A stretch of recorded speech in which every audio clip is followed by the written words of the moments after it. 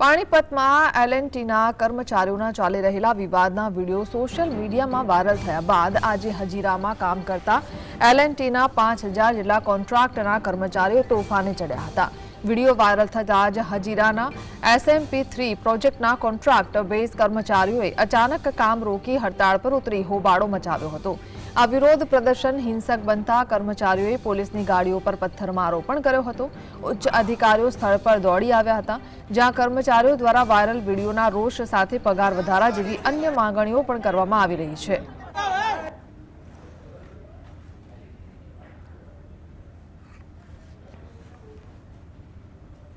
दिन से पानीपत जो शहर है वहाँ एलएनटी वर्कर्स की हड़ताल चल रही थी, वहाँ उनका आंदोलन चल रहा था। उसी के वीडियोस आज सुबह यहाँ के जो लेबरर ग्रुप है वहाँ वायरल किए गए और उसके ही बेसिकली उसके रिएक्शन में आज यहाँ काफ़ी सारे लोग इकट्ठा हुए। पुलिस ने बहुत कोशिश की उनको समझाने की कि उनके डिमांड्स भी मीट किए जाएंगे एवं एक बहुत शांतिपूर्वक उनके साथ व्यवहार भी किया गया। पर जब वहाँ से पत्थर मारा शुरू हुआ तो तब पुलिस ने स्विफ्ट एक्शन लिया और उनके 20 लोगों को अभी डिटेन किया है एवं इसमें एफआईआर भी की जा रही है। संवाददाता शाहिद जोड़ा छे। शाहिद, શું જાણકારી?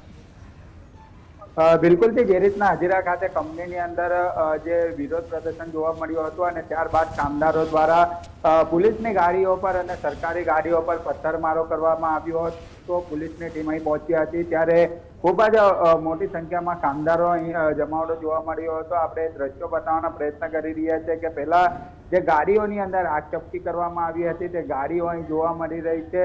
ખૂબ જ મોટી સંખ્યામાં અહીં કામદારોની હાજરી જોવા મળી હતી અને કામદારો દ્વારા વિરોધ કરવામાં આવ્યો હતો। પોલીસની ટીમ જ્યારે અહીં પહોંચી હતી ત્યારે પથ્થરમારો જે છે તે કરવામાં આવ્યો હતો। જે અત્યારે દ્રશ્યો જોવા મળી રહ્યા છે કે જે પાર્કિંગના જે એન્ટ્રી ગેટ હોય છે તે પણ સંપૂર્ણપણે તોડી નાખવામાં આવ્યા છે।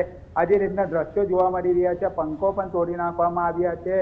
આ જે એન્ટ્રી ગેટ હોય છે તે સંપૂર્ણપણે તોડી નાખવામાં આવ્યા હતા। એટલું જ નહીં પરંતુ પોલીસ દ્વારા ટીયર ગેસ છોડી લોકોને જે છે તે શાંત કરવામાં આવ્યા હતા। કેટલાક પોલીસ કર્મીઓ ઈજા પહોંચી હોવાનું પણ હાલ સામે આવી રહ્યું છે અને હાલ ઘટનાને લઈને મામલો તો થાળે પડી ચૂક્યો છે, પરંતુ મોટી સંખ્યામાં કામદારોની અંદર રોષ જોવા મળ્યો હતો। હરિયાણા ખાતે જે રીતના બનેલી ઘટનાને લઈને જે સુરતની અંદર તેના પ્રત્યાઘાત પડ્યા છે અને હાલ વિરોધનો સૂર જોવા મળ્યો હતો।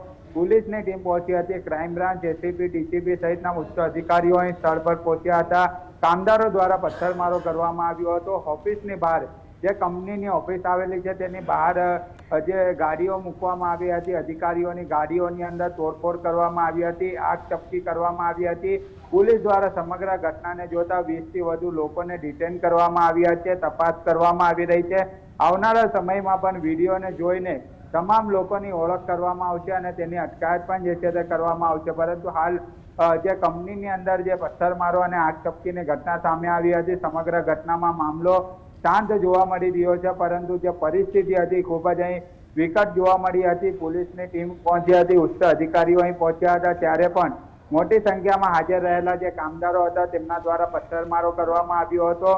ખૂબ જ મોટી ઘટનાને લઈને હાલ તો પોલીસે તપાસ શરૂ કરી છે। જી બિલકુલ શાહિદ, આભાર।